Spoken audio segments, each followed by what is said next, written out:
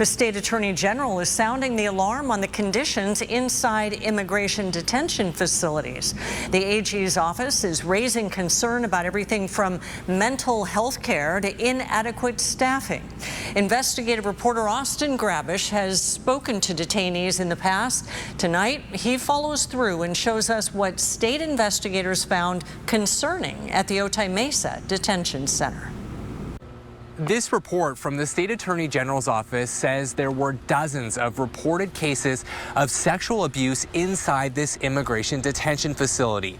Most of the reported instances involved detainees assaulting other inmates, but in 2 cases, staff members were involved and they were found to be substantiated. Our findings make it clear that these private immigration detention facilities need significant improvement. Attorney General Rob Bonta sounding the alarm about 6 private immigration detention facilities. What we found was alarming. Bonta's office finding several issues with the Otay Mesa detention facility, alleging it has severe mental health deficiencies.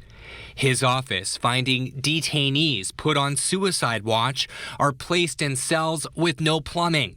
Inmates are required to relieve themselves through grates on the floor. Bonta's report is critical of restrictive housing like this caged enclosure being used as punishment. Staff appeared to overutilize discipline and use of force. Tourists recently sent to the Core Civic-owned facility have told Team 10 they were shocked by the conditions inside. Canadian Jasmine Mooney spent several days at the site in March. In a recent interview, she told me the food made her sick. I really want to be a voice for the women in here because what is happening is so unjust. Sir, over the past few months, I've spoken to 3 different tourists who've been denied entry at the San Diego border and then placed in detention in San Diego. In one case, one of the tourists was put in solitary confinement.